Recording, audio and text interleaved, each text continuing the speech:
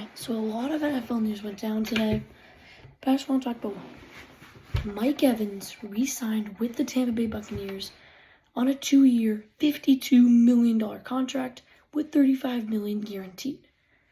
Here's why this makes a lot more sense. We were very skeptical about whether he would stay in Tampa with Baker Mayfield, whether Baker stays in Tampa or not, we don't know yet. Or maybe he went to a team like the Chiefs, played with Mahomes, got the Chiefs that number one receiver they needed. Maybe he went to the Patriots and played with a young and helped them be good. He could play with a young rookie quarterback if the Patriots decide to draft a rookie quarterback, which I think they should. Or maybe he went to Carolina, stays with his former offensive coordinator Brian Canales, helps Bryce Young with his career. Those were really the 4 teams that he could have gone to. Could have gone to Tampa, Kansas City, Carolina, or New England. I think this is the right choice because if you go, Jacksonville was another option. He could have gone to Jacksonville. But I think this is the best option. And I'm going to tell you why. First, if you know what you're getting in Tampa.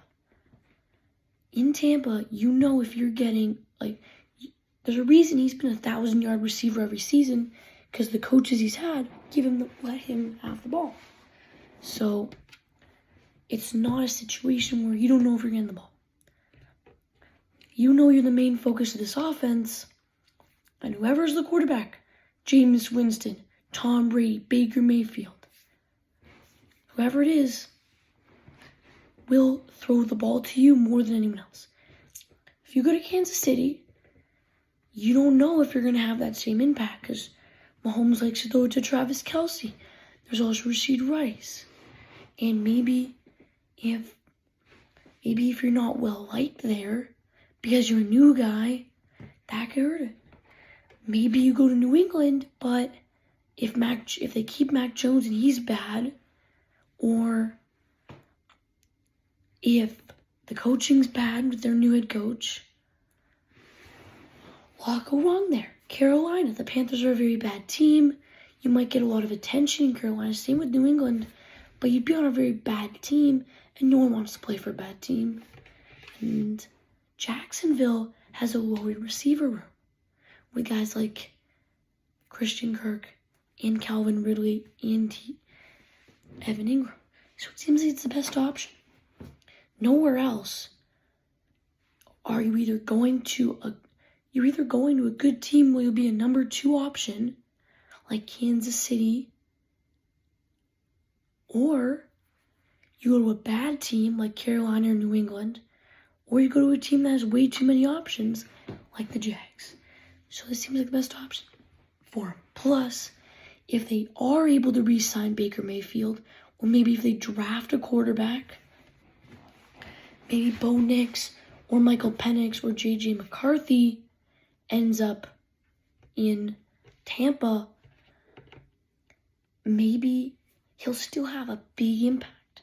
So it makes a lot of sense. And I think this works out for both parties. They only signed him for a 2-year deal.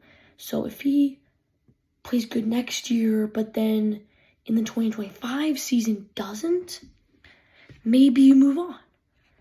And you're not overpaying. It's only a $52 million contract.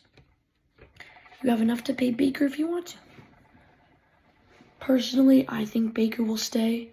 I don't think it makes sense for Baker to leave because he had such success in Tampa. And there's so much uncertainty if you go somewhere else. But I think this is the best option for both teams. Mike Evans gets to do what he said he wanted to do, which was win a ring in Tampa. He did that. And be a Buck his entire career. He can do that. But I think it all depends on if they re-sign Baker. If they get Baker back, I think the Bucks can win the NFC South next year and make another playoff run. If the Falcons get a good quarterback, I could see them winning the South. But if they don't get Baker, it's not the end of the world. That's my opinion. I think it's a good move for both parties. Tell me what you think.